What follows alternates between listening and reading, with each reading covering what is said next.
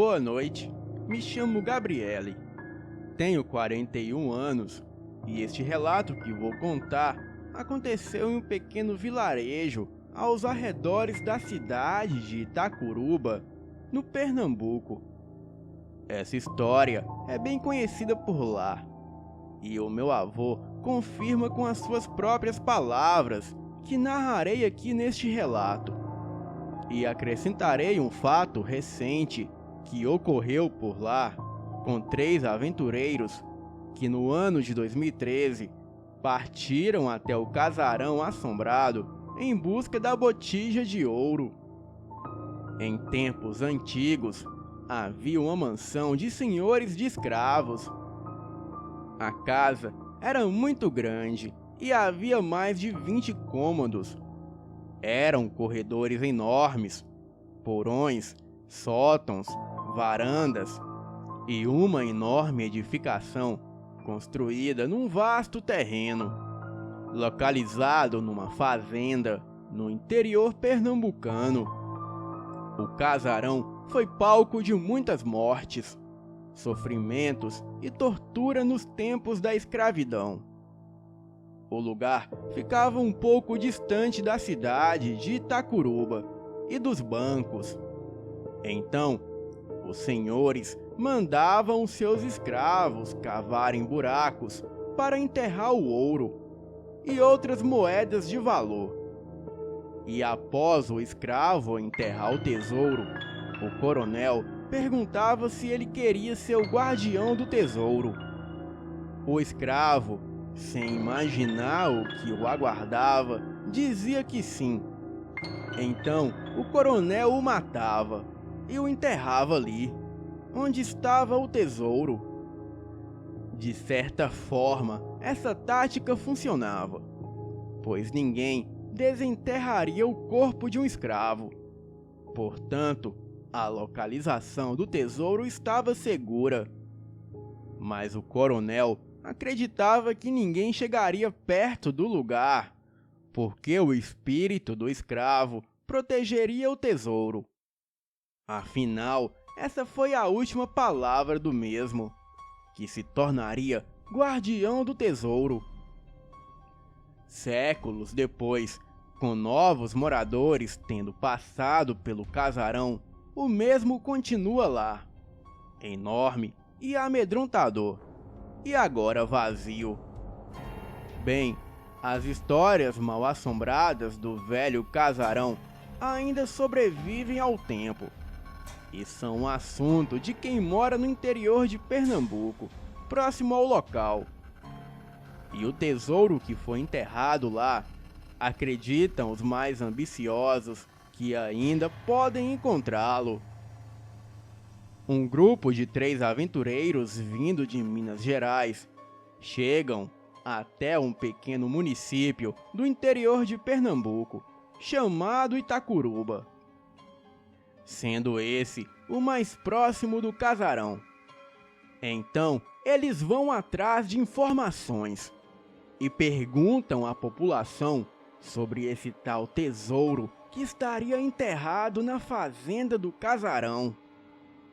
Os amigos João, Pedro e Afonso, todos tendo entre 30 e 40 anos, estando desempregados em busca de dinheiro, tiveram a brilhante ideia de começarem um canal no YouTube que abordaria esse tipo de assunto, lendas sobre lugares assombrados, e esse seria o primeiro vídeo deles. Então, assim que chegaram à cidade, começaram a entrevistar e perguntar para as pessoas sobre os mistérios envolvidos. E na maioria das respostas, ouviram coisas bizarras, estranhas e assustadoras. As pessoas diziam que o casarão é mal assombrado.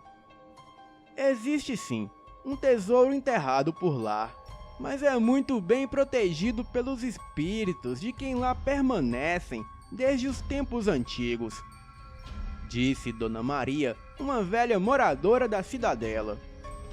Não posso afirmar nada com certeza, mas já ouvi histórias dos mais velhos sobre vários tesouros escondidos naquele lugar. Muitos até se aventuraram em busca das botijas encantadas, mas elas carregam uma maldição. E mesmo se você conseguir desenterrar o ouro, a sua vida acaba em ruínas, pois a maldição daquele ouro responsável por tantas mortes agora está sobre quem o desenterra, disse Aloísio, de 54 anos, outro morador da cidadela. Os três amigos não deram muita importância aos comentários exóticos do povo. Pegaram seus equipamentos de filmagem e seguiram rumo ao casarão. Depois de serem informados da localidade exata, chegaram lá por volta de 4 horas da tarde na fazenda, levando as suas câmeras, detector de metal, comida e barracas para acamparem. E ao adentrarem a propriedade, ficaram admirados com o tamanho do casarão. É bem enorme isso aqui, disse o João. O casarão estava vazio aparentemente, e realmente tinha um aspecto amedrontador. Então, eles entraram arrombando a porta e foram explorar o local. Havia um forte cheiro de mofo, devido ao casarão permanecer por décadas trancado, e também muitos cômodos. E ainda tinham restos de mudança dos antigos moradores, pois os últimos que moraram ali há uns 50 anos eram uma família mineira, e se mudaram de lá depois de relatarem eventos sobrenaturais, como bruxas, demônios, lobisomens e até o saci. Tais eventos acabou que culminaram na morte de uma criança desta família. Isso foi relatado segundo um morador da cidadela. Ali havia também coisas mais antigas ainda, provavelmente dos tempos da escravidão. Ao encontrarem uma palmatória, objeto usado para punirem os escravos, os rapazes ficaram ainda mais confiantes que encontrariam o tesouro. O Afonso disse: "Se aqui na casa ainda tem objetos de outros séculos, com certeza esse tesouro também não saiu daqui, e a gente vai encontrar." Exploraram a casa até a noitinha e encontraram vários objetos antigos e algumas relíquias. E o Pedro disse aos amigos: "Vamos dormir, amanhã acordamos cedo e começamos as escavações." Os amigos concordaram, e cada um foi se acomodar em sua barraca. Todos estavam dormindo tranquilamente, até que certas horas da madrugada foram despertados por barulhos estranhos, ruídos de correntes sendo arrastadas no chão e muitos rangidos de portas se abrindo. E inclusive, um forte uivo era escutado vindo do lado de fora da propriedade, além de vozes sussurrando por toda a casa. Os três, muito assustados, saíram para fora de suas barracas e, de repente, tudo silenciou. Então, ficaram se perguntando uns aos outros se todos tinham ouvido a mesma coisa, e todos confirmaram. De repente, um vulto é visto pelos jovens. O vulto passa muito rapidamente pela parede do casarão, e eles decidem sair daquele lugar. Mas algo logo chama a sua atenção.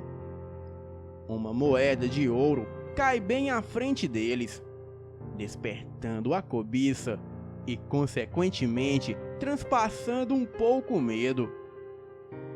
João e Pedro decidem descobrir de onde veio aquela moeda, para assim conseguirem chegar até o tesouro.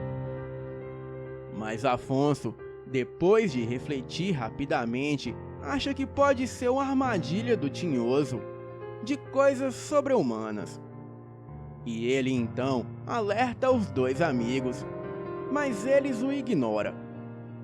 Então, Afonso pega a estrada e vai embora com medo. O seu medo era tanto que ele foi embora a pé mesmo. João e Pedro ficaram ainda mais entusiasmados quando começaram a encontrar mais moedas. Era como se fosse uma trilha de moedas, e já se consideravam ricos. E foi quando a trilha de moedas chegou ao final. Então, eles encontraram um porão aberto. Entraram clareando com lanternas e averiguaram o local. E num determinado ponto do chão da terra, avistaram uma marcação. Então imaginaram que ali estivesse enterrado o tesouro. E logo começaram as escavações. Bem, a terra estava firme, mas depois de um certo tempo já cavando, eles acharam um grande baú, que estava enrolado em um manto de couro, já apodrecido pelo tempo. Bem, eles explodiram de alegria. Então, como eles não tinham a chave daquele baú, eles quebraram o cadeado enferrujado. E após abrirem, avistaram nada mais que uma pele negra e peluda, que deveria pertencer a um animal desconhecido. Aquilo fedia podre, e também havia restos mortais dentro do baú, como dentes humanos e presas enormes de alguma criatura. Eles ficaram indignados vendo aquilo, e antes de qualquer outro tipo de reação, sentiram um calafrio na espinha, pois aquela pele negra grudou na mão do Pedro e foi se apossando do seu corpo. O amigo o tentava ajudar, mas aquela pele negra e peluda envolvia o corpo de Pedro e mudava a sua aparência. João tentava escapar do porão, mas ele já havia sido fechado. Pedro agora se via transformado em um demônio. A sua cabeça era como a de um cão enorme, e o seu corpo estava coberto por pelos negros, muito parecido com aquele manto que se apossou dele. Os seus dentes deram lugar a presas, e das suas mãos saíam garras, e os seus olhos eram vermelhos como fogo. A criatura urrava e subia as escadas do porão encalço do João. João perguntava quem era ele, e aquela criatura com uma voz rouca e maléfica dizia que era o Coronel Aurélio, o senhor de escravos daquela fazenda. João apanhou bastante da criatura, que se divertia apenas brincando com ele antes de o matar. Mas quando o João achou que seria o seu fim, o porão logo se abriu, e ele se viu sendo puxado por um rapaz negro, que abriu o porão e o retirou para longe do casarão. E de repente foram surgindo várias pessoas negras e começaram a açoitar aquele lobisomem. A criatura encurralada correu para a mata e desapareceu, assim como aqueles rapazes negros maltrapilhos também desapareceram. Devido ao susto e à surra que tomou daquela criatura, João caminhou até o carro na intenção de dirigir de volta para a cidadela, mas acabou desmaiando ali mesmo, dentro do veículo, e só veio acordar quando o sol nasceu. Naquele lugar não tinha sinal de telefone. Então, o João ligou o carro e voltou para a cidadela. Porém, Enquanto ainda passava pela estradinha de terra, a uns 20 minutos da fazenda, ele se depara com os restos mortais do seu amigo Afonso. Ali mesmo, na beira da estrada, parcialmente dilacerado. João parou o carro e se lamentou pelo amigo. E então seguiu rumo à cidadela. A polícia foi acionada, mas no relatório consta que Afonso foi atacado na estrada por alguma onça e veio a óbito. O Pedro nunca foi encontrado até hoje.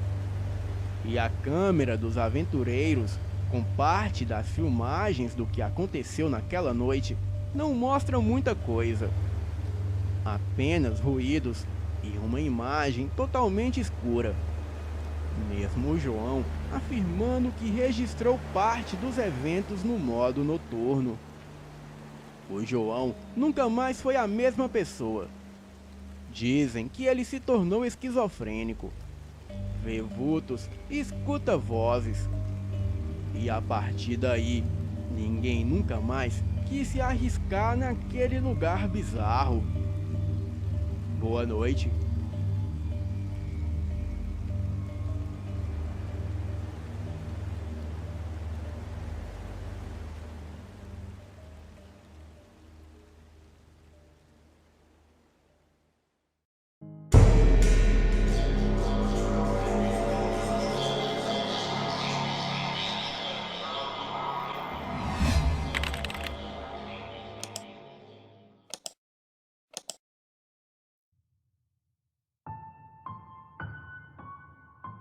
Certa vez, eu estava de férias. Estava com a minha família em um veraneio na praia de Itapuama, no município do Cabo de Santo Agostinho, Pernambuco, onde estávamos aproveitando para descansar e curtir bons momentos juntos. Certa noite, o meu tio sofreu um pequeno acidente, sendo que tínhamos que levá-lo de carro para receber atendimento no hospital de Recife. Já era noite, mas mesmo assim não podíamos deixar de prestar atendimento a ele, pois não sabíamos do nível da gravidade do seu machucado. Então pegamos a estrada e partimos. Estava muito escuro, pois as nuvens encobriam a lua. Íamos conversando para distrair e quebrar um pouco o gelo. E o medo de percorrer uma estrada um tanto deserta como aquela, e com uma penumbra pela frente. De repente, em um determinado trecho, percebemos um vulto no meio da estrada, tomada pela escuridão. Ao nos aproximarmos, percebemos que era um homem pedindo carona. Ele aparentava ter uns 50 anos e estava com roupas bem velhas. Cogitei a possibilidade de dar uma carona para aquele senhor e logo diminuí a velocidade do carro. E à medida que eu me aproximava mais, todos do carro disseram para mim não parar, pois não conheciam aquela pessoa. E além do mais, o que ele estava fazendo ali naquela estrada deserta, aquela hora da noite? Bem, rezando que não era. E diante de muitos questionamentos, decidi não parar. E passamos pelo senhor e olhamos para trás. Constatamos que ele ficou no mesmo lugar, parado em pé.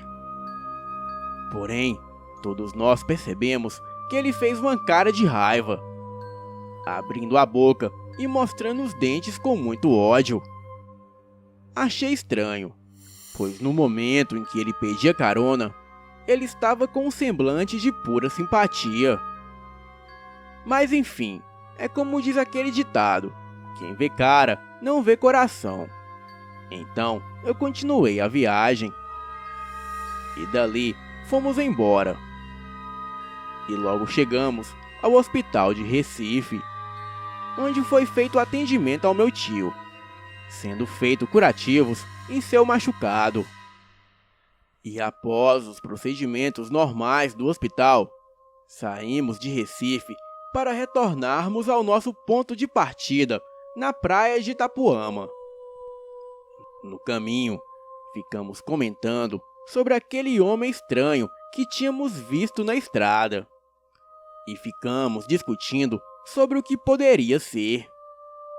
Se era um bêbado ou alguém mal intencionado. De forma impressionante, é que algum tempo depois, quando chegamos ao ponto onde tínhamos visto o homem maltrapilho, ele já não estava mais lá. Porém ali estava um enorme cão negro, deitado e parado no mesmo lugar onde o homem estava. O cão era enorme. Juro por Deus que aquilo era quase do tamanho de um cavalo. A criatura ficava sempre com a cabeça baixada. Enquanto rosnava, baba escorria de sua boca. Foquei a coisa com o farol do carro para tentar ver melhor o que era.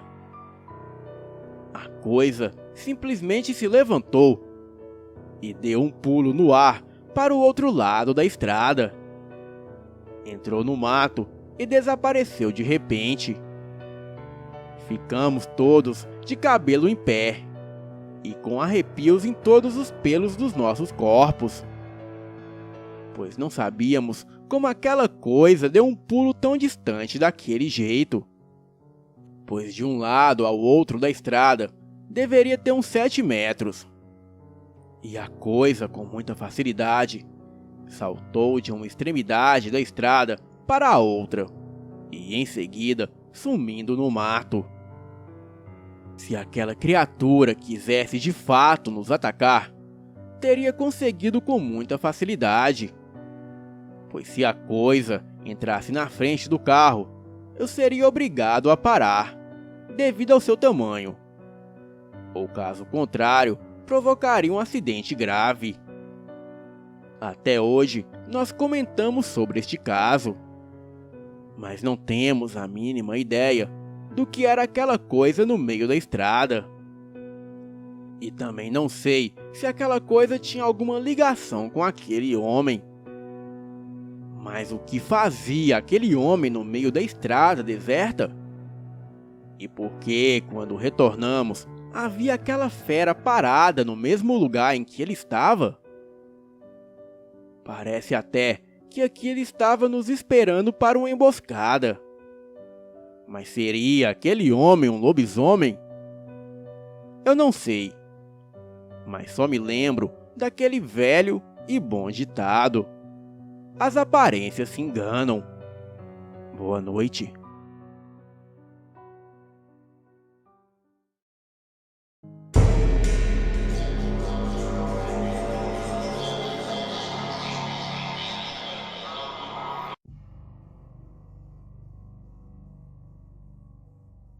Uma certa vez, eu e mais um grupo de amigos estávamos caminhando na rua, quando achamos uma caixa.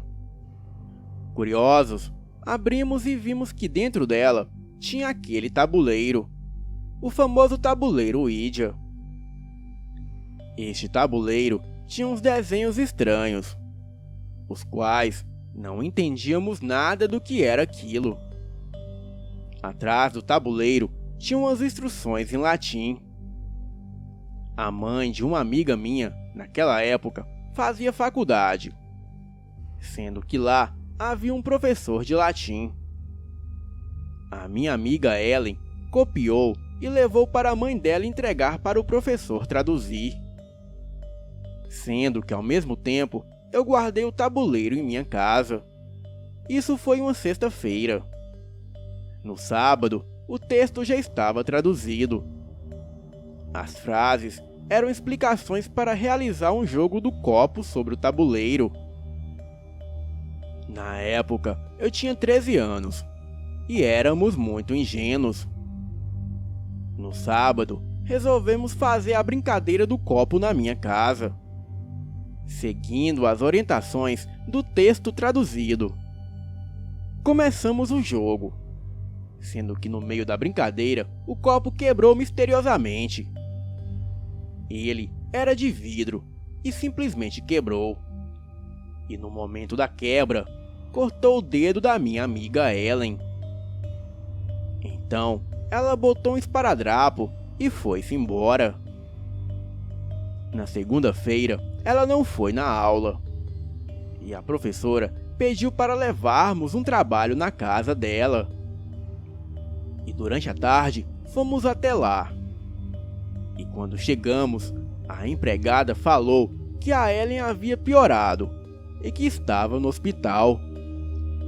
Ficamos preocupados, mas nem passava pela nossa cabeça que aquilo tinha alguma ligação com seu dedo cortado.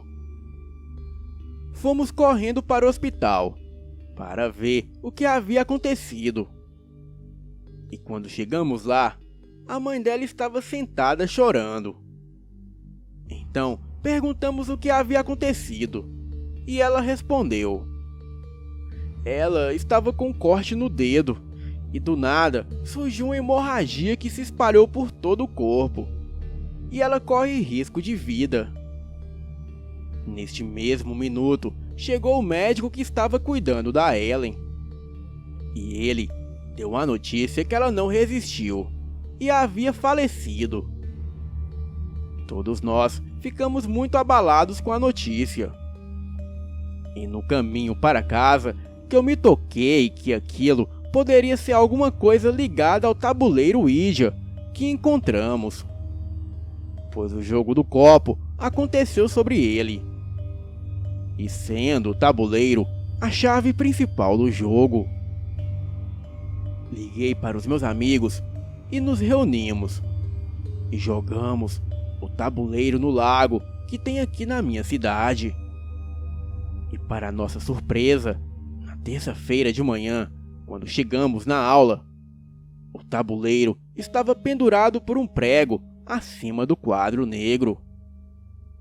Vendo aquilo, eu fiquei 3 semanas sem sair de casa, com um medo terrível. Os adultos não acreditavam em nós, e nós não sabíamos o que fazer. E tudo isso me lembra aquele velho e bom ditado: é mais fácil acreditar em mentiras do que no sobrenatural. Boa noite.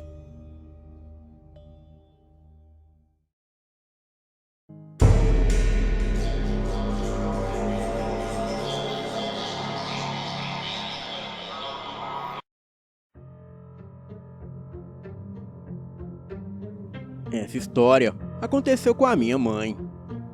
Ela é de uma cidadezinha no interior do Paraná, chamada Piên.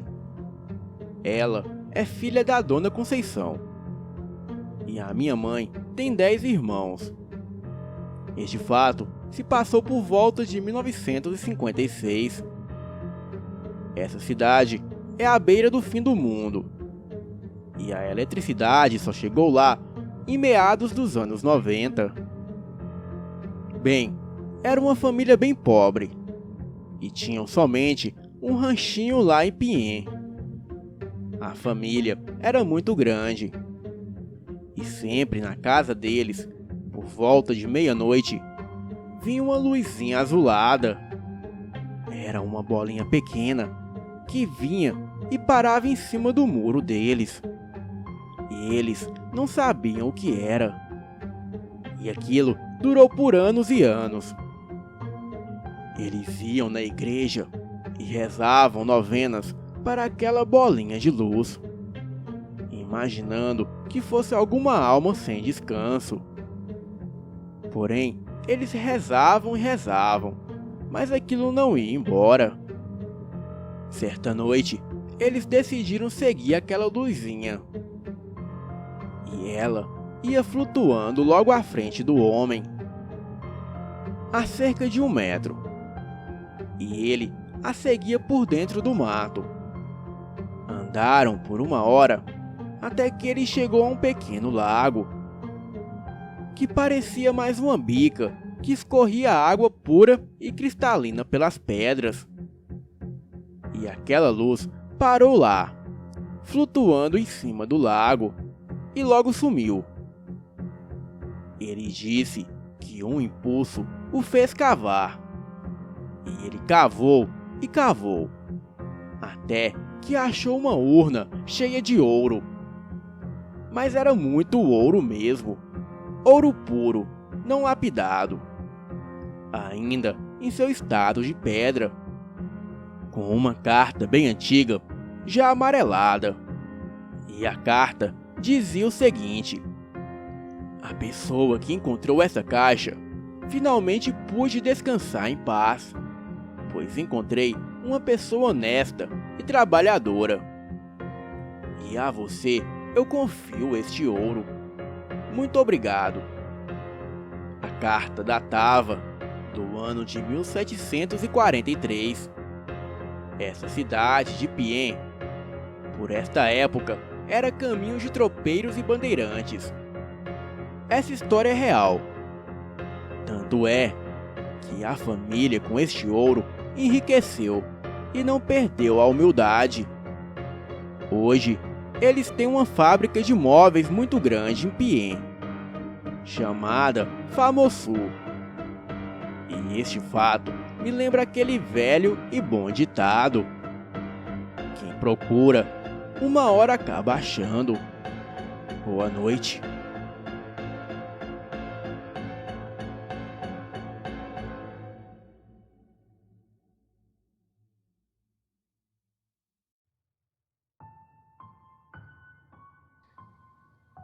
Sexta-feira, 14 de setembro de 2010.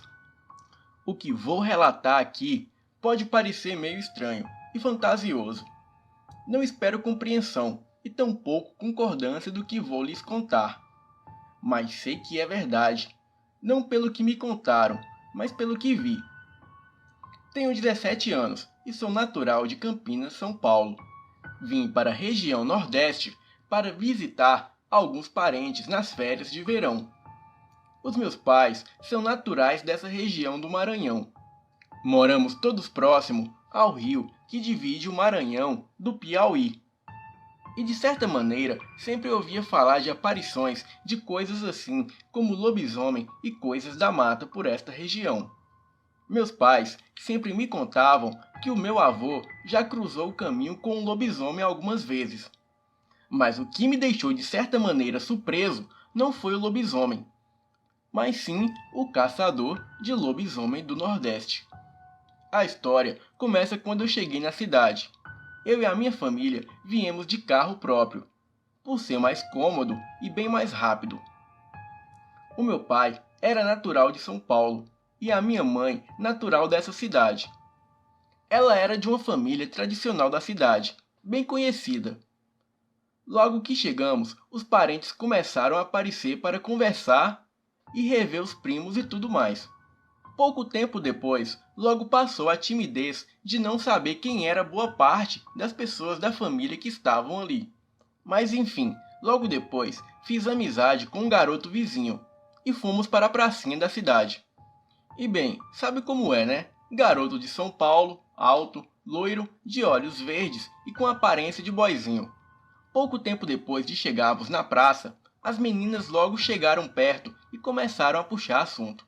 Isso era por volta das 18h30 da noite. Conversamos, brincamos, tiramos fotos e tudo mais. Tomamos um refrigerante e ficamos por ali mesmo. E logo por volta de 21h30, passou pela rua um homem totalmente estranho. O homem estava num cavalo preto e muito grande.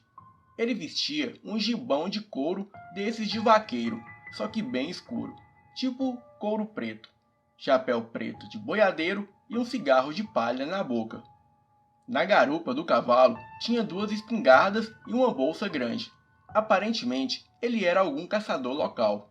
Quando todos ali viram que ele se aproximava, o silêncio parou sobre todos nós. Ele se aproximou com o cavalo devagar, olhou para todos ali e começou a falar. Boa noite, sei que deve ser bom brincar, mas vocês sabem que já tá na hora. Além do mais, hoje é noite de lua cheia e vocês têm que entrar para casa. E hoje é o meu dia de trabalhar. Todo mundo se levantou em silêncio, sem nem dizer nada, apenas apanharam as suas coisas e saíram. E eu, meio que sem entender, fiquei ali, olhando ele sair com o cavalo num trotar lento e amedrontador. Eu parecia hipnotizado com aquele homem. E foi quando eu senti uma mão gelada tocar o meu ombro. Gelei na hora.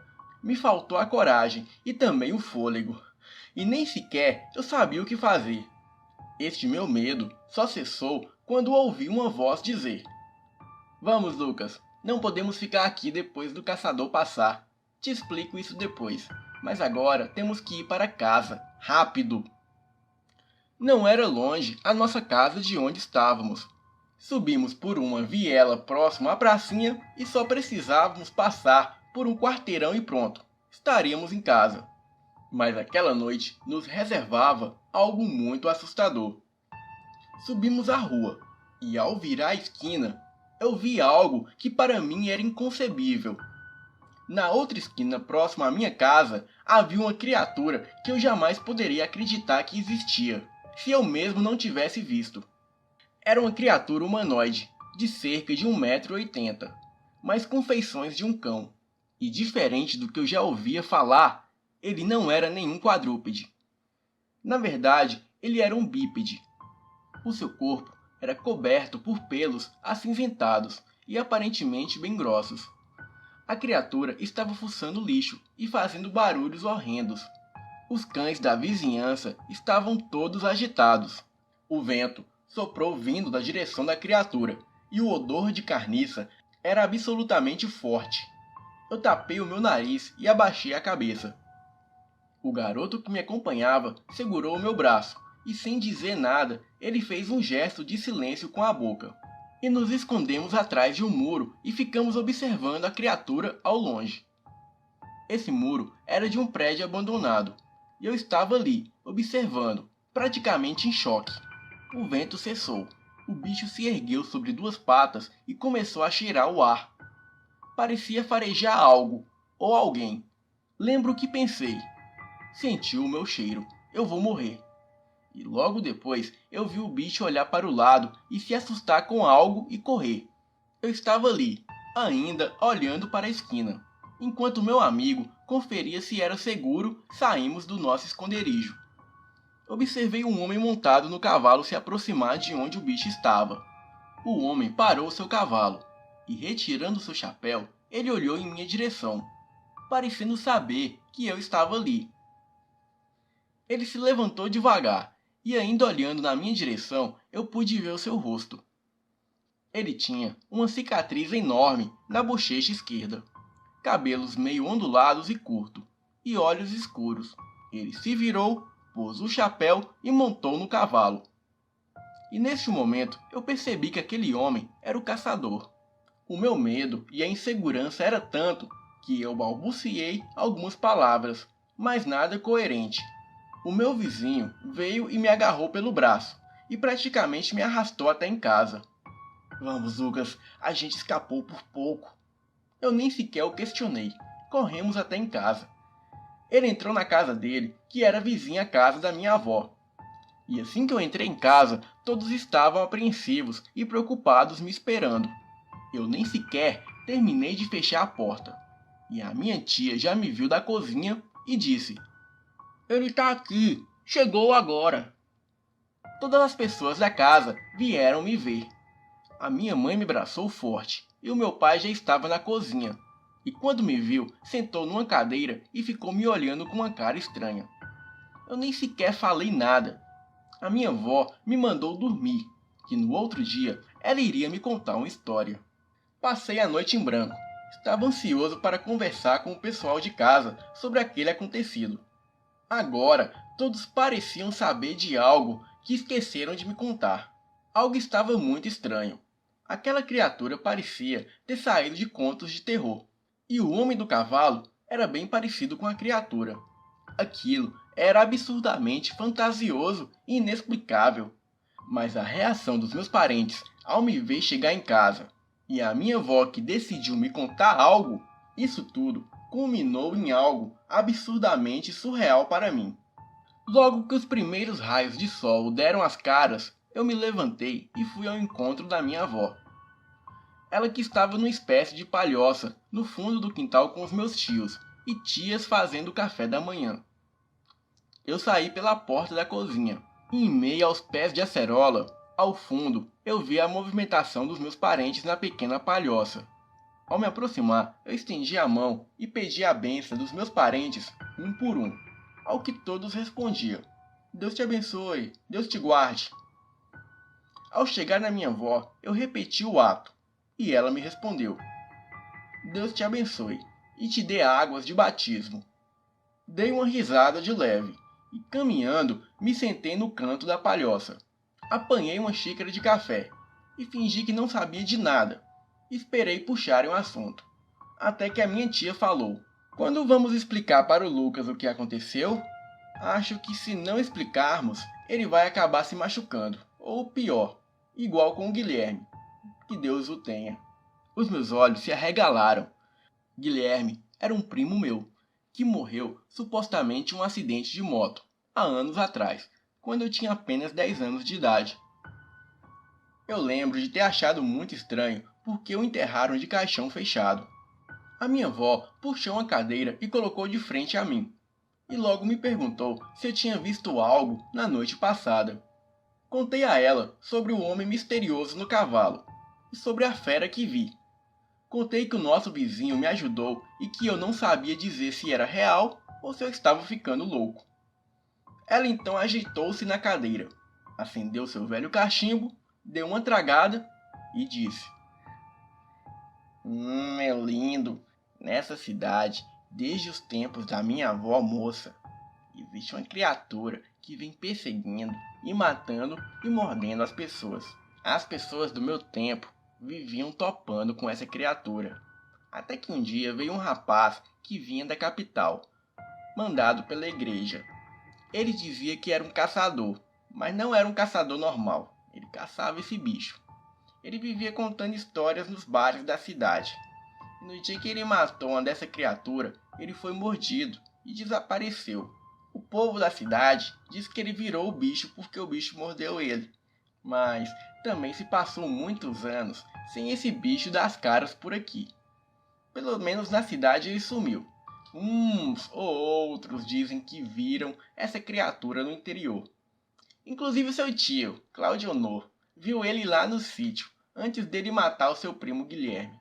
Quando seu primo morreu, a igreja da capital mandou outro caçador atrás desse bicho. Isso tem uns 7 anos. Esse caçador é o que está aqui desde aquele tempo. De vez em quando, ele aparece na cidade. Quando ele aparece, a ordem é só uma: todo mundo fecha tudo e vai para as suas casas, e torce para não topar com esse bicho. Pois onde o caçador tá, é porque o bicho também está. E todo cuidado com essa coisa é pouco. Mas não devemos contar isso ao povo de fora. Imagina aí você tentando explicar que na cidade da sua avó tem um lobisomem. A minha tia, mãe do finado Guilherme, estava em prantos nesse momento. Todos ali em silêncio. E o meu pai estava abraçando e confortando ela. Eu estava em choque com toda essa história. Eu não conseguia assimilar todas essas coisas: lobisomem e caçador. Isso era muito para minha cabeça. Era informação demais para o meu cérebro assimilar. Eu disse para minha família que ia até o vizinho, para saber se o garoto que estava comigo estava bem. Eles me permitiram, mas somente com uma única condição: de que eu deveria ficar próximo à casa, e que eu não deveria sair das redondezas e tampouco ficar na rua depois do anoitecer. Concordei que sim, e a essa altura já eram 8 da manhã, e eu vi o meu vizinho sentar na calçada com seu celular. Fui caminhando pelas laterais da casa e o abordei meio tenso. Oi, e aí, você tá bem? Ele respondeu sorrindo meio sem jeito. Eu tô bem, mas e você? Você não parecia estar bem ontem quando eu voltei para te buscar. Parecia ter visto um fantasma. Sei lá, eu só sei que tudo isso parece meio uma piada. Mas é que essas coisas já são meio que normal aqui na cidade. Mas então, você tá bem? Contei a ele que tinha visto o caçador, e que aparentemente o caçador também tinha me visto, e que ele parecia me olhar nos olhos naquela noite. E ele me contou algo bem interessante. O caçador e o bicho parecem viver ligados. Eles já brigam há tantos anos que parecem saber um do outro. Se ele te viu, ele sabe que você estava ali, escondido. E provavelmente o bicho também sabe. É o que o povo diz. Se eu fosse você, eu ia embora para São Paulo e nunca mais aparecia por aqui. Ou pelo menos até passar a noite de lua cheia. Eu não tô querendo te assustar não, mas é sempre bom se prevenir.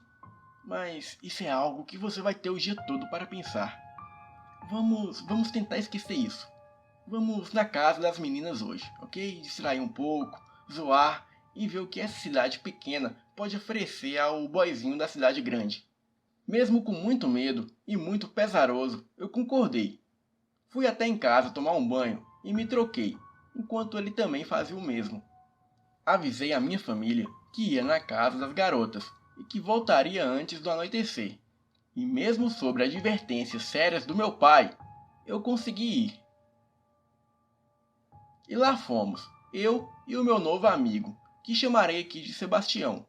Ele, por ser dessa região, ia fazendo praticamente um tour, me mostrando os lugares e me apresentando às pessoas. Era muito legal e o povo da cidade era bastante carismático. Diferente de tudo que ouvimos sobre as pessoas do Maranhão. Eu já havia vindo na cidade outras vezes, mas eu nunca tinha saído sem os meus parentes. Eu era praticamente um estranho na cidade.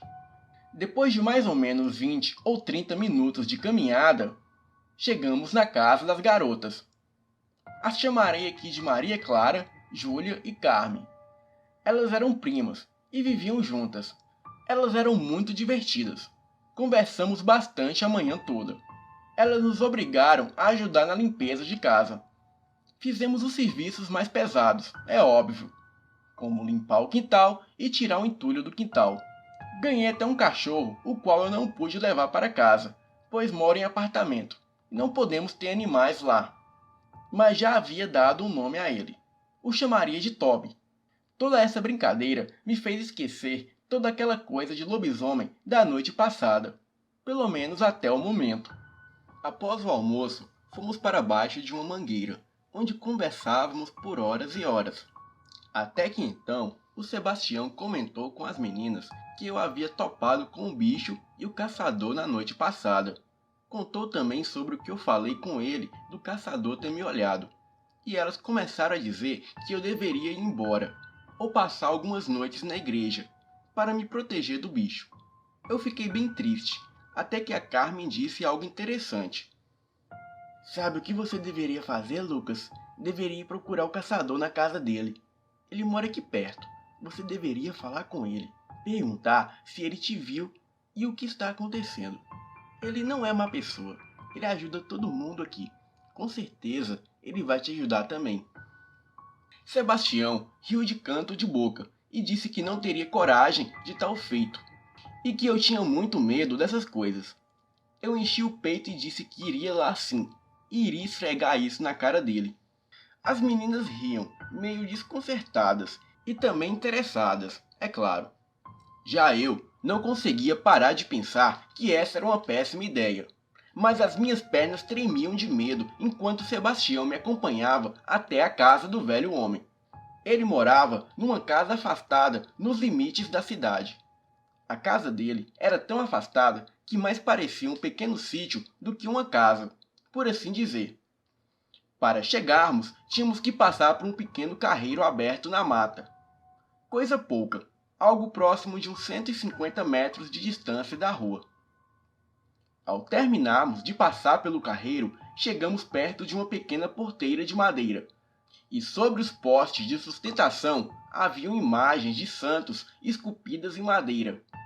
Uma delas era de São Jorge, e a outra era de uma santa que eu não conheço. E mal nos aproximamos da porteira e o caçador já nos afastou da janela da sala. E de lá mesmo ele nos encarava altivo e sério, esperando as nossas palavras. Tanto eu como Sebastião estávamos com medo e passamos um momento calado. Eu não sabia o que falar exatamente. O velho homem se levantou e, meio ao nosso encontro, enquanto ele caminhava, eu notei em sua feição um sorriso simpático e um caminhar seguro. Ele não parecia representar ameaça.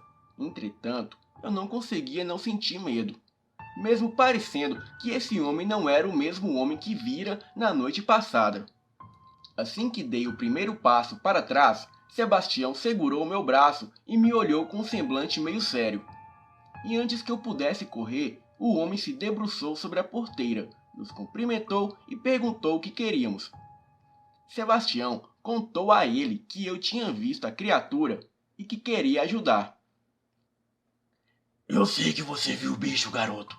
Eu te vi naquela noite atrás dos arbustos. Só não sei quem é você. Mas vamos entrar. Não é bom ficar aqui na porteira dos outros. O homem falava enquanto abria a porteira e gesticulava nos convidando para entrar. Entramos em sua propriedade. E era uma propriedade muito bonita. Tinha belas goiabeiras e bananeiras, alguns chiqueiros de porcos e poleiros de galinha.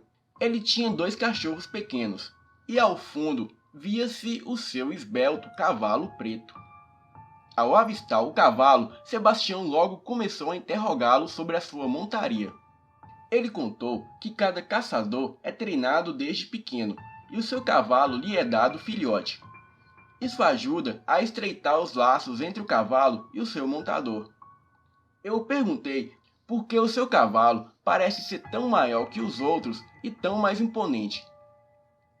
E ele me explicou que o cavalo dele veio da Holanda e que essa raça é de fato maior e mais forte que as outras. Pouco nos falamos e logo entramos no assunto do lobisomem. Mas me explica uma coisa. O que é um lobisomem? Quer dizer, eu já ouvi muitas histórias sobre lobisomem, mas são tantas histórias que eu não sei qual é a certa. Tem uma explicação do que é? Perguntei, me sentando na janela de costa para a entrada. O homem me olhou no fundo dos olhos e se sentou numa rede armada na sala, e começou a falar. Os primeiros relatos de lobisomem vêm da Mesopotâmia. Relatam que uma fera brutal, meio homem, meio bicho, geralmente quem se transforma são pessoas ligadas à magia negra. O lobisomem é a personificação da maldade humana, com a bestialidade infernal. Há várias origens e vários relatos de como se transformar numa criatura dessas. Não tem como afirmar o que é lenda e o que é verdade. Mas quanto menos vocês souberem a respeito, melhor será para todos vocês. Esse tipo de assunto é algo para mantermos em segredo e sempre guardado às 7 chaves. Eu fiquei um pouco perplexo quanto a isso. Eu não sabia como agir a essas coisas. Para mim, tudo isso ainda era lenda urbana. Eu não sabia e nem saberia reagir ao confronto com algum lobisomem. Eu comentei com o caçador que não sabia como reagir ou confrontar essa fera, caso de um ataque. Mas geralmente ninguém sabe, menino Lucas. Ou você se esconde e reza para que Deus tenha piedade de você, ou você é muito forte e muito bem armado, ou você morre. Eu arregalei os olhos, o meu corpo gelou e um frio correu pela minha espinha. Eu pensei comigo mesmo. Quando foi que mencionei o meu nome para ele? Eu não lembro de falar sobre mim. Está pensando como eu te conheço, não é mesmo? Sabe esse rapaz que te acompanhou até aqui? Ele é meu sobrinho. Ontem, quando ele chegou em casa depois de ver a fera, ele me contou quem é você. O seu nome é Lucas Almeida de Sá. Você veio de São Paulo. Você sabe que o seu primo foi morto por um lobisomem, não é mesmo? Mas não se chateie com Sebastião. Ele só seguiu as minhas instruções. Entretanto, ele salvou a sua vida na noite em que você viu a fera. Então, eu acho que com isso vocês estão quites. Eu pedi a ele para que te trouxesse aqui, para conversarmos. Olhei para Sebastião, que estava encostado na porta de cabeça baixa, sem dar um pio. Eu me senti traído pelo amigo, que acabara de conhecer. Entretanto, era inegável que ele estava certo, que Sebastião havia salvado a minha vida, e eu não poderia ficar com raiva dele. mas eu me dei conta de que já estava ali, tempo demais, e que logo a noite chegaria, e que eu havia prometido que estaria em casa antes do anoitecer. Então agradeci a conversa e contei que não poderia ficar mais tempo, por conta que havia prometido aos meus pais que voltaria ao cair da noite. E já era por volta de 18h40, e os últimos raios de sol se despediam por detrás das serras que circundavam a cidade. O caçador logo disse: Olhe, vão rápido, e se ouvirem algo em qualquer lugar que seja, não olhe para trás, em hipótese nenhuma. Caso ouçam a fera, corram. Corram como nunca correram em suas vidas. Não parem em lugar nenhum. Não olhe para trás e nem fale com ninguém. Agora vão, rápido. Saímos de lá em passos rápidos, quase uma marcha olímpica, sem olhar para nada e em silêncio. O misto de sentimento de ter sido traído com o medo de ser pego pela fera me fazia andar de cabeça baixa, sempre seguindo Sebastião. E foi quando ele parou e me segurou pelo braço. Estávamos ali, na mesma pracinha que nos dava acesso à nossa casa. Levantei o olhar e olhei para a direção em que Sebastião olhava. Os meus olhos marejaram e as minhas pernas travaram. Eu travei. O meu coração estava batendo a 1000. E foi aí que eu vi, do outro lado da praça, o lobisomem da noite passada. De pé, ali com os olhos amarelos, meio alaranjados, um corpo deformado e orelhas pontudas. Ele me olhava e olhava Sebastião, como se apreciasse o nosso medo. Aquela criatura passou a sua língua pelos seus dentes, salivando e saboreando o nosso desespero. Ele começou a caminhar em minha direção, e o primeiro passo do bicho, eu gritei. Gritei como se não houvesse amanhã. E naquela noite não havia. Gritei desesperado por socorro. Gritei para que alguém pudesse me ajudar. Gritei enquanto corria em direção à igreja. Sebastião corria na minha frente e todos nós corremos para a direção da pequena igreja que ficava na pracinha. Mas parecia ser em vão. Eu já senti o odor pútrido de carniça novamente. Sabia que a fera estava perto. Ouvi então, ao longe, um galope de cavalo, um estampido de um tiro. E acabei tropeçando e caindo com um susto. Olhei para trás e vi a fera uivar, alto e grave. Parecia uivar de raiva ou dor, não sei ao certo. As suas presas estavam à mostra e parecia sorrir. Então senti Sebastião me segurar pelo braço e me erguer. Corremos para a igreja, onde o padre nos esperava com a porta aberta. Ele fazia um sinal com a mão, nos chamando para dentro. E ao me levantar, eu olhei na direção do tiro e pude ver o caçador. Ele caminhava sereno e altivo, com 2 revólveres que parecia ser 2,38. Ele me olhou e pude ver em seu semblante algo muito diferente. Era como se ele não soubesse quem eu era, ou pelo menos não me conhecesse. Assim que entramos, o padre logo se benzeu e disse que esse era o espírito do caçador, que todos os caçadores recebiam um espírito desses, que ele incorporava o caçador. Olhando para o fim da rua, eu vi aparecer ao longe um carro. Era um SUV grande. Era o carro do meu pai, que logo freou bruscamente ao ver o bicho e o caçador na praça. Ele ligou os faróis alto. Acredito que tentando ver se ele não estava delirando ou seria alguma brincadeira dos moradores locais. Com isso, ele chamou a atenção do bicho. Mas também me viu na igreja e buzinou 2 vezes e acenou para mim com a mão. Isso tudo numa fração de segundos. O caçador começou a disparar em direção à criatura. Vários disparos, consecutivos, até que o último atingiu o carro do meu pai. O bicho era tão rápido que desviou de vários dos disparos, mas eu sei que pelo menos 2 acertaram ele, pois a fera urrou alto e correu para uma rua atrás da igreja. O caçador ainda recarregava quando eu corri em direção ao carro do meu pai. Ao chegar, eu vi que o meu pai havia sido atingido por um dos disparos do caçador. O padre logo veio ao meu encontro para me ajudar e retirar o meu pai do carro. E logo vimos surgir por detrás da igreja aquela criatura. O caçador parecia sentir a sua presença. Ele a olhou enquanto a mesma o ignorava e vinha ao nosso encalço. Senti a morte se aproximar de mim e, olhando para o meu pai desmaiado, e eu lembrei que ele carregava nessa viagem um revólver calibre 38 no porta-luvas do carro. Aquilo era para nossa proteção, ele sempre dizia. Rapidamente apanhei o revólver e, quando saquei, a fera estava a uns 50 metros de nós. Disparei umas 5 vezes contra o bicho, mas aquilo não o deteve. Mas foi tempo suficiente para o caçador apanhar as espingardas na garupa do cavalo e disparar mais 3 vezes ou 4 vezes contra aquela criatura que já se contorcia de dor. A fera olhou para trás e começou a caminhar devagar em direção ao caçador, mas dessa vez bem menos enérgica e mais cansada do que antes. O caçador sacou um facão da sua cintura e foi logo que a fera se aproximou e investiu contra o caçador, o agarrando. Em seguida, não vimos mais nada. A fera estava por cima do caçador e nenhum dos dois se movia, e por um instante achei que ele havia morrido. Aos poucos, a fera perdia os pelos, e o som de ossos se quebrando dava o som mórbido daquela cena.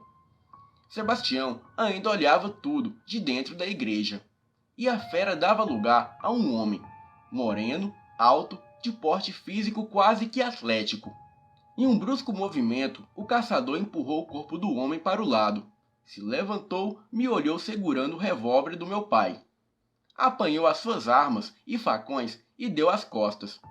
Assobiou alto e o seu cavalo veio até ele.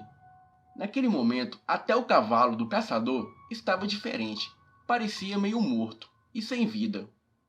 O homem montou e saiu rápido, galopando pelas ruas e estradas. Pouco tempo depois do padre ligar para a polícia e contar que a fera estava morta, todos vieram ao nosso atendimento.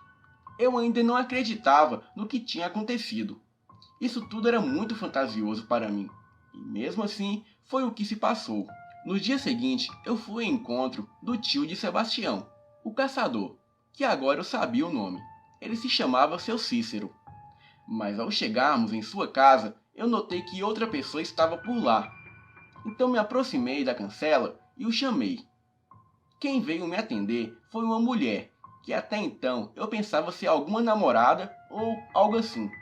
Ali mesmo na cancela, a mulher me explicou que era sua irmã, e que seu irmão Cícero tinha partido para outro estado, que ele precisava caçar uma coisa que nós da cidade sabíamos exatamente o que era, mas que ele tinha deixado o terreno com ela para, se caso ele voltasse, ainda o tivesse bem cuidado e tratado. Deste dia em diante, todos ali do vilarejo comemoraram a festa da morte da besta. Eles mudaram a data para o dia de São Jorge, para não dar na telha, pois todos querem manter isso em segredo, para evitar o alvoroço e não prejudicar o turismo do lugar. Enfim, essas foram as férias em que eu conheci um caçador de lobisomem. Na volta para casa, eu comentei com a minha mãe que nunca mais voltaríamos para aquela cidade, e que aquele lugar não era lugar de gente. Ela riu e disse que ia pensar, pois a mãe dela, a minha avó, ainda morava lá, e que ela mesma já tinha passado por coisa pior, e nunca se mudara, e não seríamos nós os covardes da família. Mas eu sei que essas férias ainda vão me causar muitos prejuízos, e sei que ainda vou ter inúmeros pesadelos com o lobisomem do Maranhão. Galera, isso foi mais um conto para vocês do canal Elite Oculta. Espero que vocês gostam. E gostaria de mandar um abraço e um salve muito especial para o meu amigo João Vitor, da cidade de Armazém, em Santa Catarina. Boa noite.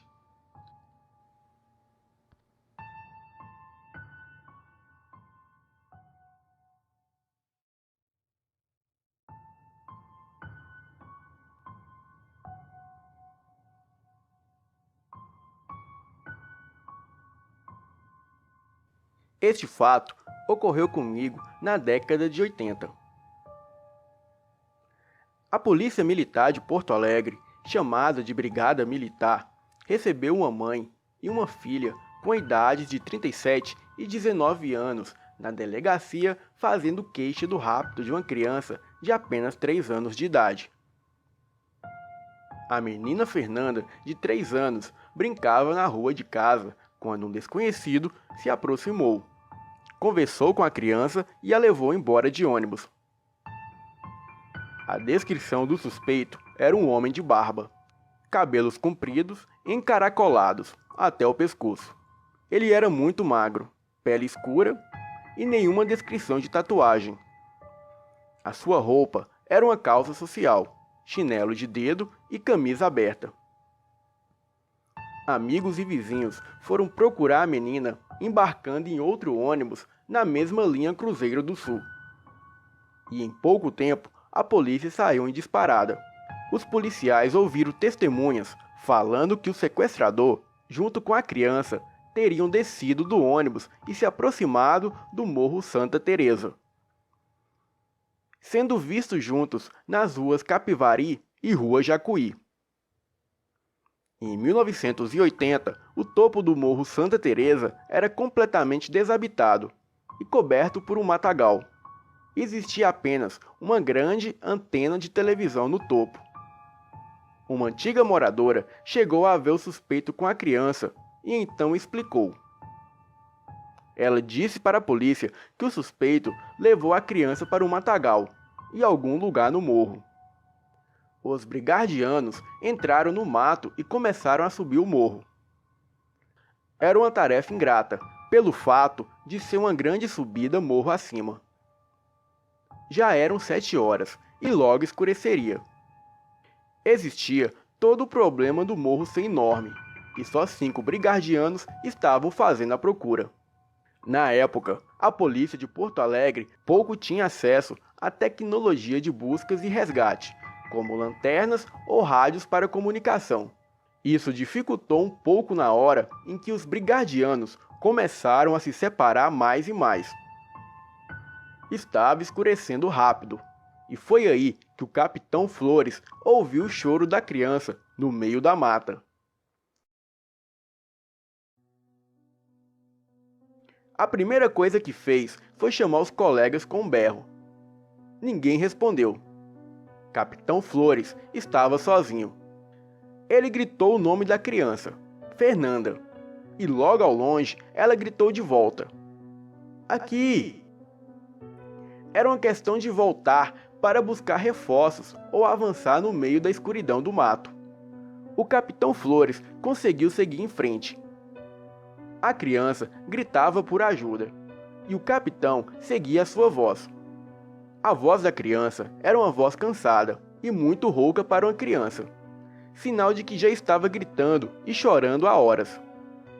Quando o capitão Flores ficava na dúvida, parava e esperava ela gritar novamente. Quando ele a encontrou, foi uma imagem chocante. A criança estava nua e presa pelo pé em uma árvore, por uma corrente fina de prender cachorro e um cadeado vagabundo. Na hora, o capitão até perdeu a compostura com a situação e começou a chorar abraçando a menina. Ele já tinha visto muita maldade neste mundo. Sabe-se lá o que o sequestrador já fez com a criança antes de deixá-la ali presa e pelada. A maldade dele era tanta que aquele monstro acorrentou a criança pelo pé. Imediatamente, o capitão tirou a camisa da farda e vestiu a criança. Pegou aquela corrente vagabunda e a arrebentou com as mãos. Daí ele pegou a criança no colo e começou a andar. Isso era a coisa mais correta a se fazer durante qualquer resgate. Ele estava conversando com a vítima. Isso ajudaria a criança a se acalmar, ao passo que coletava todo tipo de informação. O capitão Flores começou a falar com a garota que ela estava salva e voltaria a ver a sua mãe e o seu pai de novo. E foi aí que ele começou a ouvir barulhos na mata.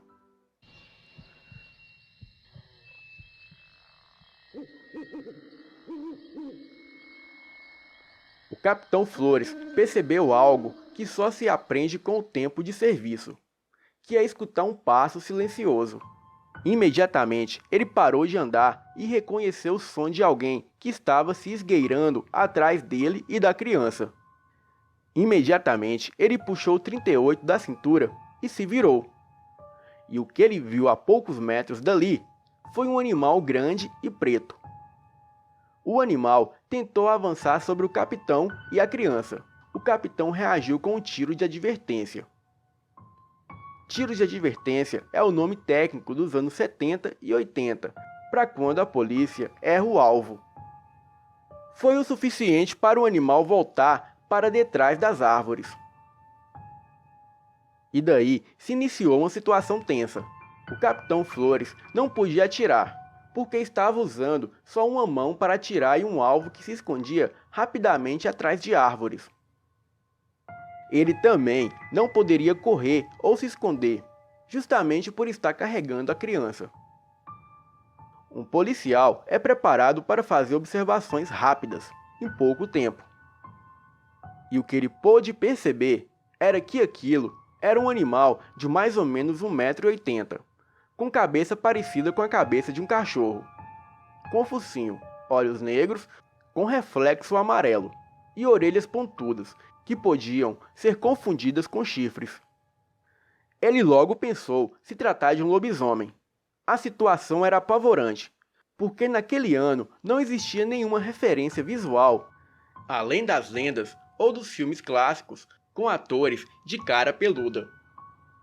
Os lobisomens do cinema eram muito diferentes dos lobisomens das lendas, e aquilo foi um susto ao ver a lenda como realidade. O capitão Flores tinha que andar de costas sem poder olhar o caminho que veio. O lobisomem se esgueirava por dentre as árvores e sempre se mantinha perto. Nessa hora, a menina Fernanda já tinha começado a chorar no colo do capitão. Eram muitas árvores e o capitão não tirava os olhos daquela onde ele tinha certeza que o lobisomem estava. Ele andava de costas e não tirava os olhos da árvore. E foi logo quando ele percebeu que o lobisomem já não estava mais atrás daquela árvore. A criatura aproveitou a escuridão e a distância para sumir, desaparecer. A criatura se aproximava novamente e escondia atrás de outras árvores, sem ser notado. O capitão não podia confiar nos seus ouvidos por causa do choro da criança. A única certeza era um cheiro forte de carniça que indicava que o perigo estava chegando perto. O capitão tinha que acelerar o passo para trás. E de repente ele ouviu um barulho muito mais perto, que vinha de 7 ou 8 metros à sua esquerda. O lobisomem deu uma volta de 180 graus em torno do policial, sem ser visto. O capitão podia ver a metade da cabeça do lobisomem escondido atrás de outra árvore. Em pouco tempo, o rosto sumiu de trás da árvore. A menina parou de chorar, e um silêncio amedrontador se seguiu, e o capitão percebeu novamente que o lobisomem já não estava mais lá. Neste momento, o capitão não podia se mover rápido, porque precisava saber exatamente onde o lobisomem estava. O lobisomem podia estar se movendo em qualquer direção, inclusive avançando sem ser visto. Com o silêncio, o capitão Flores pôde andar mais rápido e se esconder atrás de árvores, enquanto caminhava depressa para outra. Rapidamente, tudo se tornou um jogo de gato e rato. O capitão chegou em uma árvore, olhou para trás e viu o lobisomem atrás de outra árvore, o observando dali. O capitão e a menina estavam sendo caçados. Logo em seguida, ele ouviu os companheiros da brigada chamando ao longe. Ele aproveitou para gritar de volta. Neste momento, a criança gritou de susto, pois o lobisomem avançou sem fazer nenhum barulho. Só deu tempo do capitão mirar no peito da criatura e atirar. Ele então aproveitou para descarregar a arma. O monstro fugiu, depois de ter tomado vários tiros. E com o barulho dos tiros, os outros policiais da brigada chegaram ali mais rápido ainda. A criança foi socorrida e encaminhada para o pronto-socorro, onde foi confirmada a agressão. O trabalho do Capitão Flores ainda não havia se acabado. Ele foi chamado pelo próprio delegado responsável e por 2 colegas veteranos para entrar no mato e buscar o suspeito. Enquanto adentravam no mato com lanternas e armas em punho, eles tinham uma conversa. O delegado perguntou se aquilo que o atacou era um lobisomem. E o Capitão Flores confirmou. Mas o delegado disse que só tinha um problema, que lobisomem não existe. Enquanto os 4 adentravam no mato, o Capitão Flores teve que escutar do delegado que lobisomens não existem por serem seres do sobrenatural e do folclore. E não existiam na lei brasileira, pois nunca se provou a existência deles. Fato esse porque depois de mortos, eles voltam à sua forma humana. E é por isso que nenhum agente da lei pode falar do sobrenatural, pois isso é o mesmo que pedir para ser taxado de louco. É como pedir para bandidos perigosos sair da delegacia pela porta da frente. Quando um agente da lei, um policial, um delegado ou juiz comete um crime, este crime envergonha toda a instituição. Um policial que se torna um assaltante, um delegado que cobra propina ou um juiz que vende sentenças prejudicam a credibilidade das instituições. Da mesma forma, existe uma corrente de silêncio no agente da lei. E por esse motivo que este agente honesto faz relatos de fato sobrenatural. O agente da lei, que precisa narrar fatos comprováveis cientificamente, não pode falar sobre o sobrenatural, para não ser taxado de louco e nem perder o emprego. E por causa disso, eu, agente Flores, afirmo que este relato é uma obra de ficção, que envolve o rapto de uma criança e violência. Boa noite.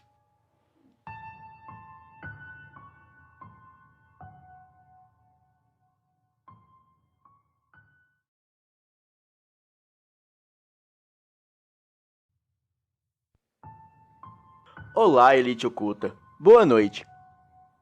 O que vou lhes contar é um relato que aconteceu comigo e os meus amigos durante uma época de quaresma, no ano de 2017. Como eu já disse, o ano era 2017.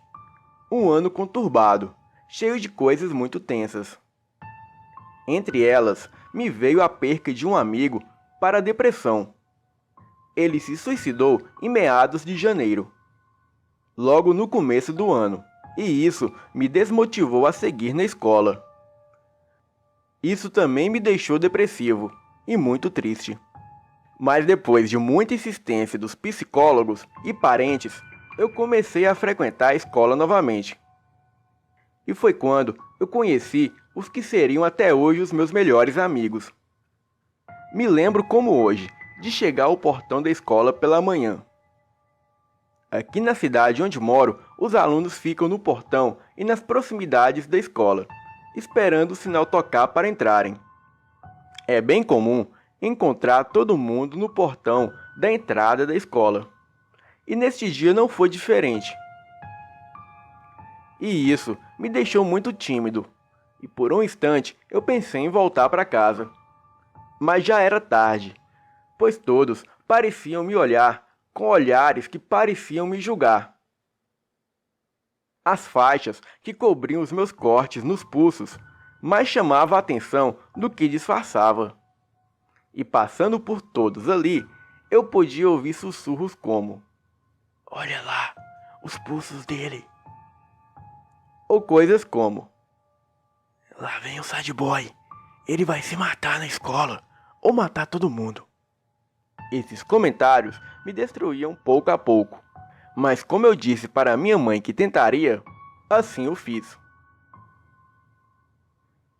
Fui para um canto debaixo de uma árvore na frente do portão principal, onde não havia ninguém.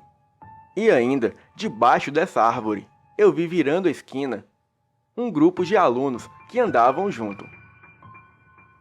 Havia um garoto alto com a camisa preta de rock.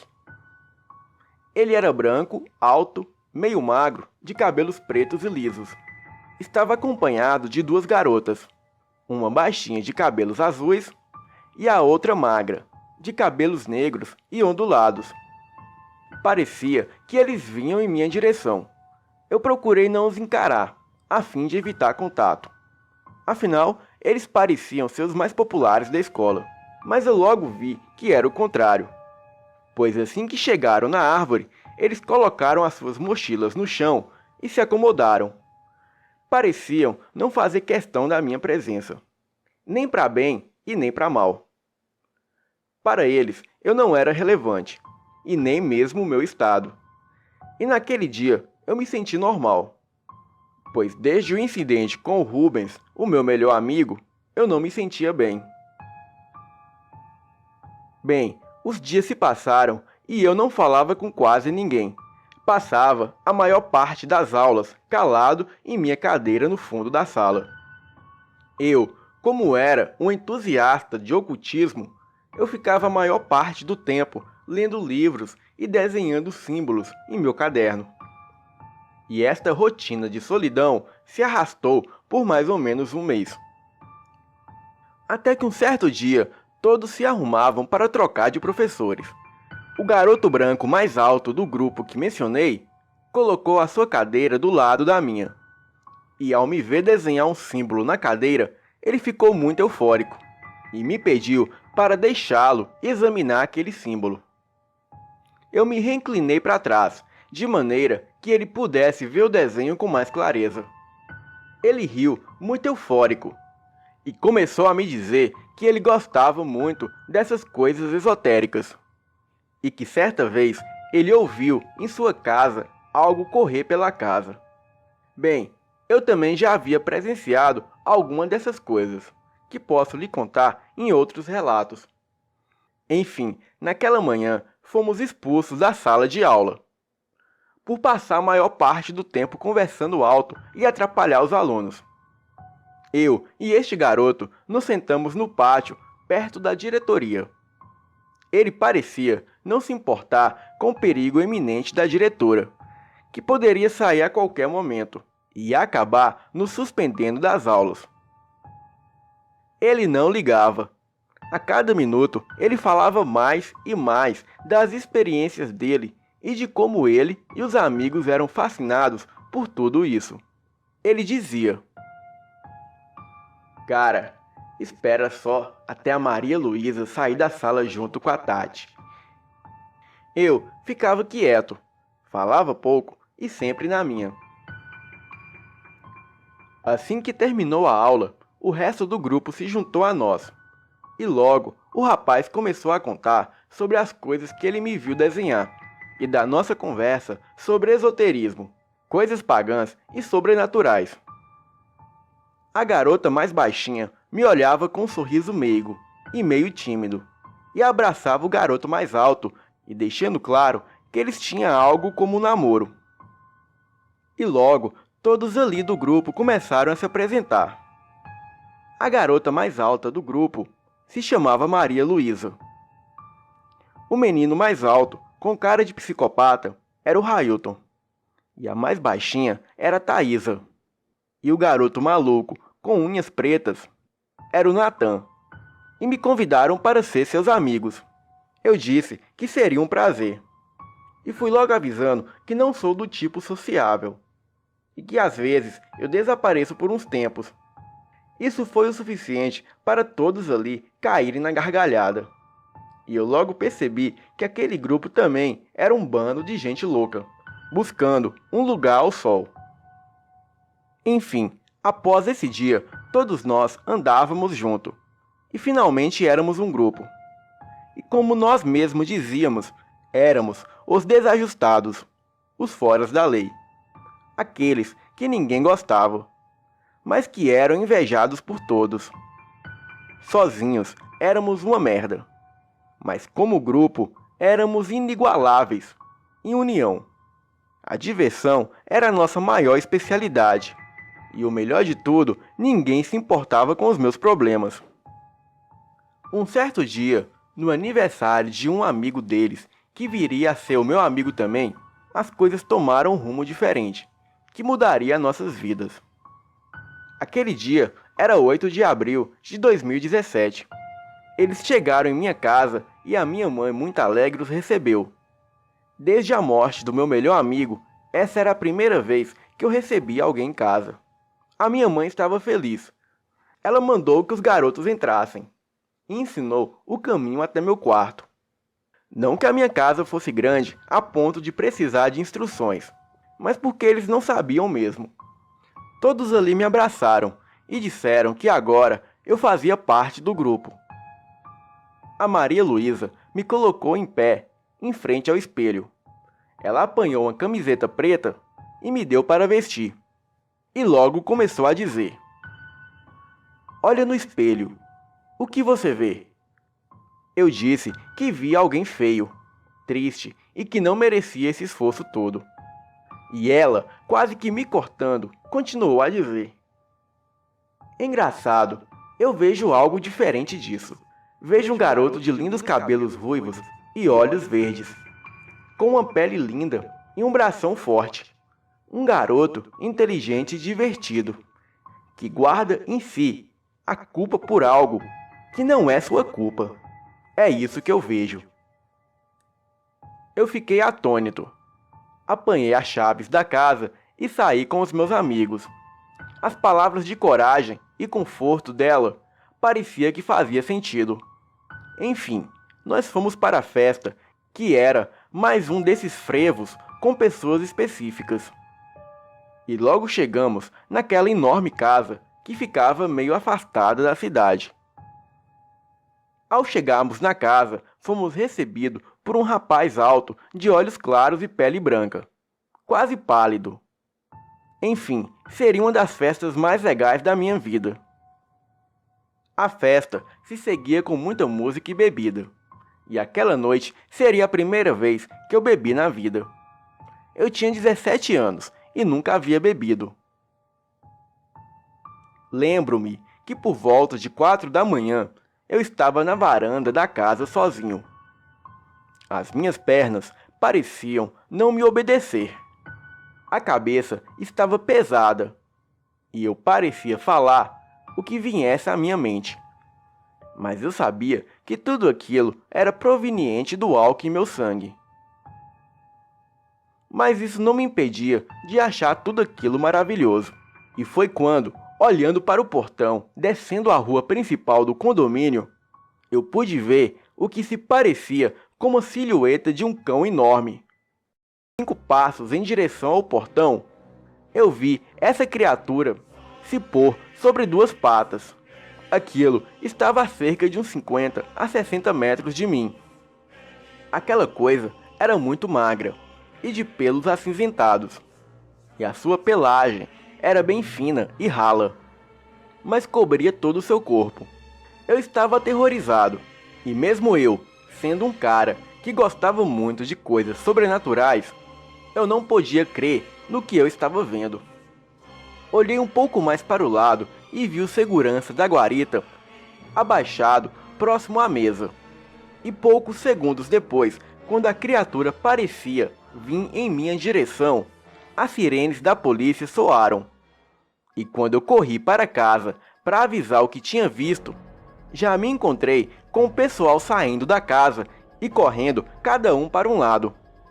Como todos eram menores de idade, inclusive eu, não poderíamos ser vistos na casa onde estava havendo a festa.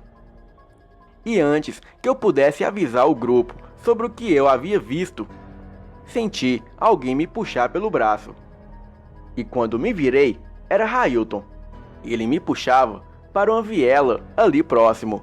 Tivemos que correr dali para não sermos presos, pois havia muita bebida alcoólica na festa, e a polícia estava ali justamente por causa disso. Assim que paramos de correr, eu disse a todos ali que a gente deveria ir embora, pois eu havia visto um lobisomem, e que a criatura ainda poderia estar por aqui. Eu nem sequer pude terminar de falar, e o Natan já vinha em minha direção com um copo de água, que dizia ser para mim. Ele dizia que eu não estava bem, e que havia bebido demais, e que estava delirando.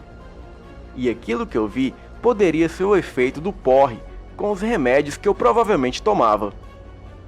Mas enfim, eu tomei a água, achando que ele poderia estar certo. Mas essa não foi uma boa ideia. Como eu não havia me alimentado bem, e de fato eu não era acostumado a beber, assim que a água bateu em meu estômago, eu senti algo estranho. Uma sensação gelada como um calafrio, só que de dentro para fora, e algo se revirava em minha barriga. Enquanto estávamos voltando para casa, passamos por dentro de um cemitério. E foi aí que eu comecei a passar mal. E me apoiando em uma das catacumbas, eu comecei a vomitar muito. Coloquei para fora toda a bebida e a comida que havia em meu estômago. E logo após vomitar muito, eu senti as minhas pernas perderem a força. E aos poucos, eu senti o meu corpo cair nas mãos de alguém que eu não faço ideia de quem seria.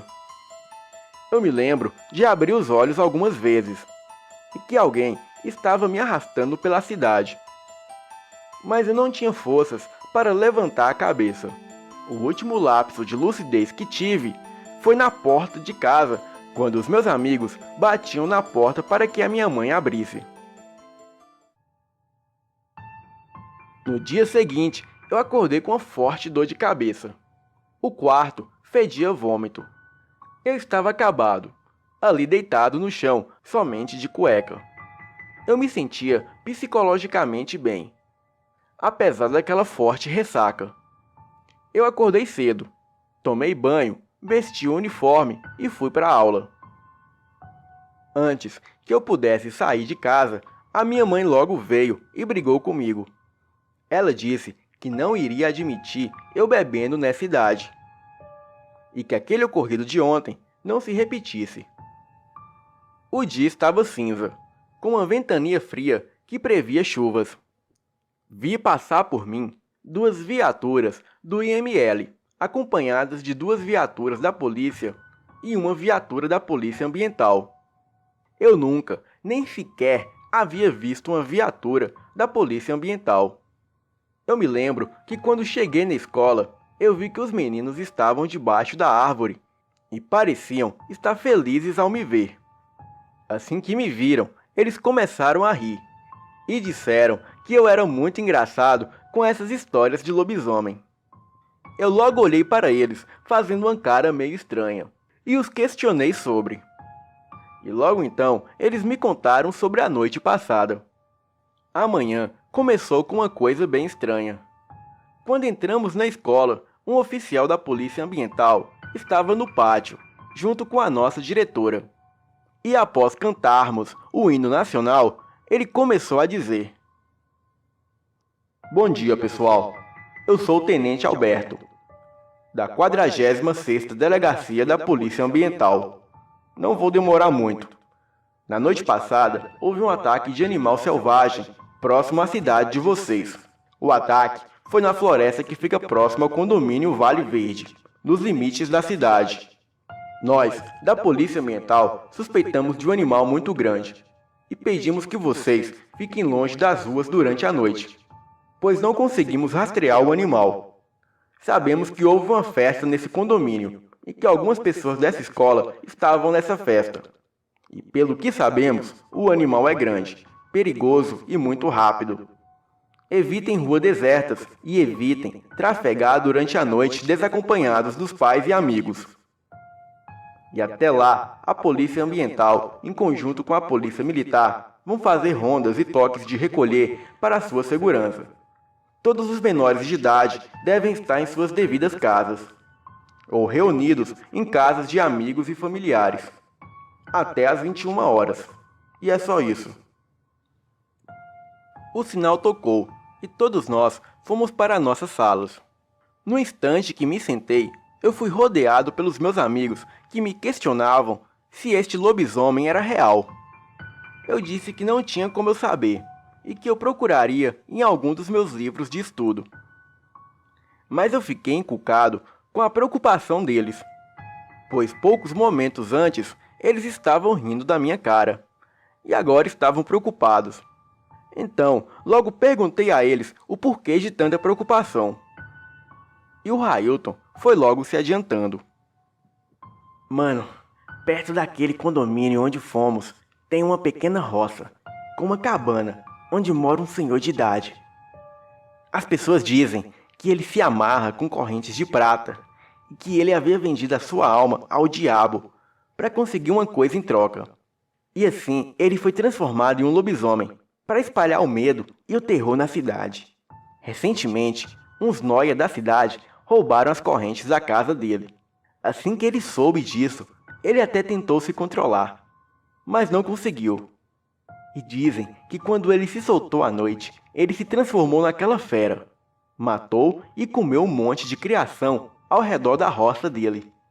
E no dia seguinte, acharam ele todo sujo e pelado na beira de um rio. Ele estava perto de uma carcaça de ovelha que estava toda dilacerada. Há rumores que aquela coisa já tentou pegar o segurança da guarita daquele mesmo condomínio que estávamos ontem à noite. Eu estava atormentado por essas histórias, mas não poderia me deixar levar. Falei para os meninos que poderíamos tirar a prova, nós mesmos. E de acordo com o que descobríssemos, nós poderíamos saber o que fazer. A primeiro momento, eles riram de minha cara. E disseram que se eu queria tanto fazer essa loucura, que eu fosse sozinho perguntar ao Senhor se ele era o lobisomem. E que eles me apoiariam, mas não iriam comigo.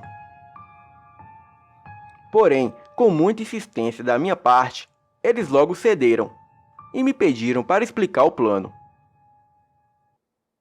Assim que deu o recreio, fomos para um canto atrás da escola, onde tinha uma pequena cobertura. E ali poderíamos conversar sem nenhuma interrupção. E assim que chegamos lá, eu comecei a explicar. Bem, galera, o plano é o seguinte: nós vamos para aquela mata na frente da estrada no condomínio. Como vocês disseram, se ele mora mesmo ali perto, provavelmente vamos poder ver a casa dele de cima daquelas árvores que tem ali na frente. Vamos cada um para uma das árvores altas e assim podemos ver ele. Vamos usar os nossos celulares para nos comunicarmos e até mesmo gravar alguma coisa. Mas nada de lanterna no celular, ok? Mas para isso só vão poder ir nós, os meninos. O que vocês acham? Os garotos concordaram, e as meninas também.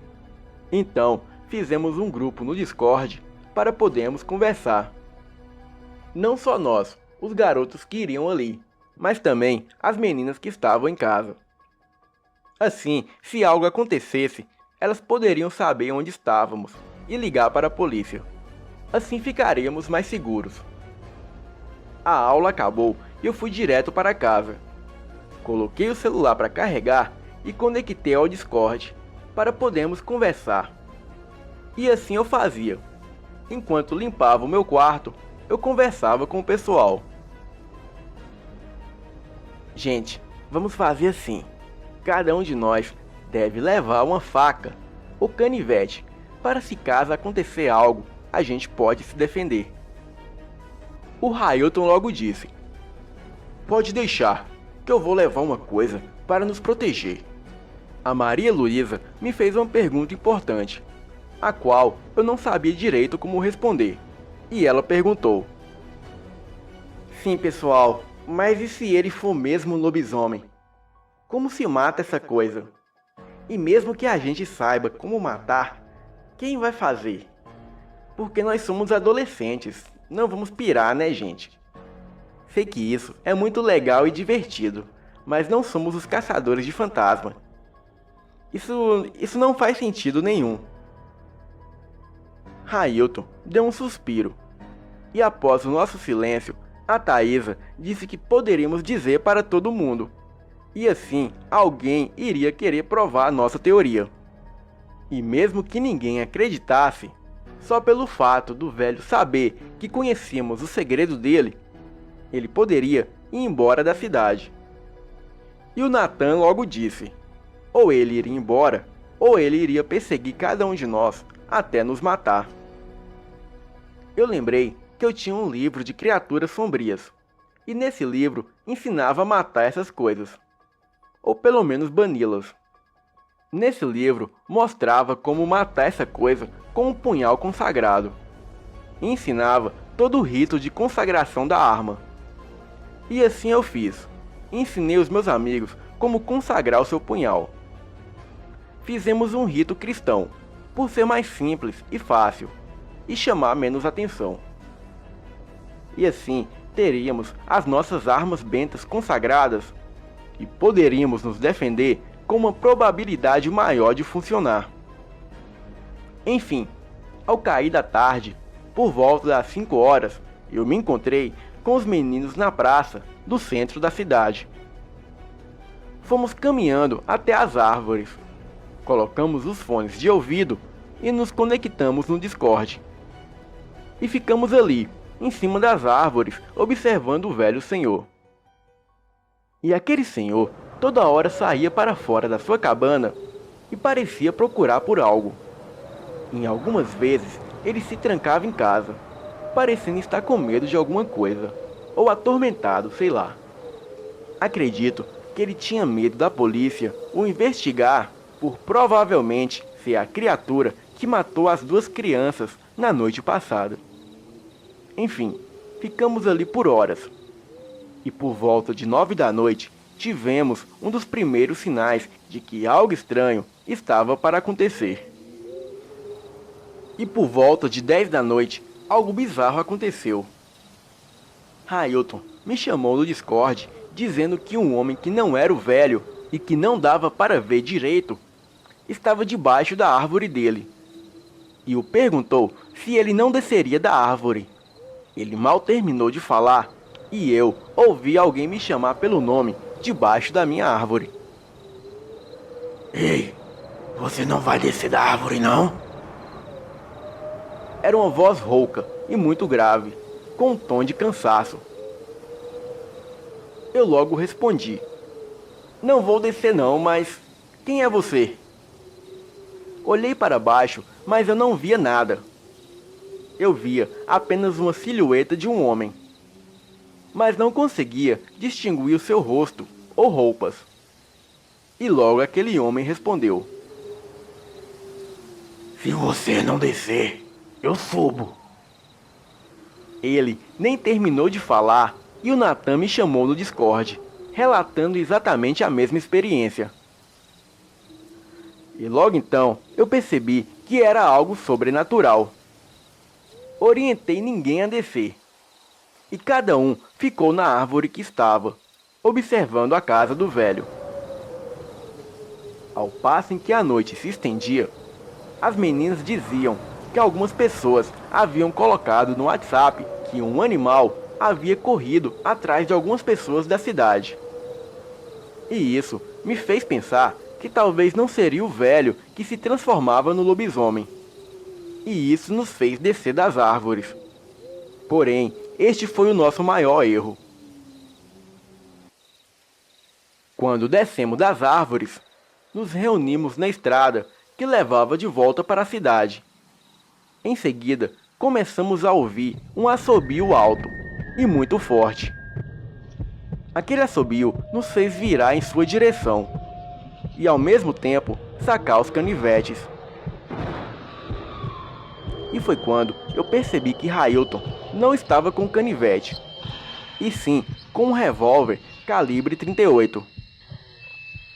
Ele apontava o revólver para o canto do muro de entrada do condomínio, onde podíamos ver uma figura humanoide, de cabelos longos e escuros, roupas escuras e que no lugar dos olhos tinham 2 buracos. Aquilo estava quieto, rindo, e antes que Railton desse o primeiro tiro, eu ouvi um grunhido estridente, vindo da direção da casa do velho. Ao me virar, eu vi que na varanda do velho estava o lobisomem. E a criatura segurava em uma das suas mãos, com garras imensas, uma pequena ovelha que ele bateu a cabeça e ficou desacordado. Agora era somente eu e a criatura. Comecei a correr em direção ao portão do condomínio para pedir ajuda. Mas poucos metros à frente, eu senti um forte impacto em minhas costas. E logo senti quando as garras da criatura entraram em minhas costelas. A dor me fez gritar. Eu senti que o impacto quebrou as minhas costelas. O ar me faltou e o sangue subiu pela minha garganta. Ao passo que eu sentia, a minha vida se esvaía aos poucos. Porém, eu não iria antes de tentar o meu último recurso. Com as últimas forças que tinha em meu corpo, eu cravei o meu punhal nas costelas da criatura e o empurrei fundo. Logo senti o sangue quente da criatura correr pelo meu braço. Os meus olhos entreabertos vi a criatura se erguer em duas patas. Os meus olhos entreabertos viam a criatura se erguer em duas patas, num misto de fúria e dor. A criatura se debatia, grunhia e uivava. E foi quando eu ouvi mais 4 disparos. E em seguida, a criatura correu para a mata, uivando e grunhindo alto. Aqueles tiros foram disparados pelo segurança do condomínio, e logo ele veio ao meu encontro. Ele me socorreu, e em seguida eu ouvi as sirenes da polícia ali próximo. E depois disso, apaguei. Acordei no dia seguinte no hospital com os meus amigos, a minha mãe e mais 2 policiais a me observar. Após prestar depoimento do ataque de uma onça naquela noite, eu descobri que aquele velho senhor foi encontrado numa mata ali perto no dia seguinte, com um punhal encravado em suas costelas e várias perfurações por conta de tiros de 2 armas diferentes, ambas de origem desconhecida. Depois desse dia, ninguém nunca mais ouviu falar sobre lobisomens na minha cidade. Eu e os meus amigos não contamos nada disso para ninguém. Ao passar dos dias, eu deixei esse negócio de esoterismo de lado, pois às vezes parece que atraímos as coisas para nós sem mesmo saber do perigo que corremos. Boa noite.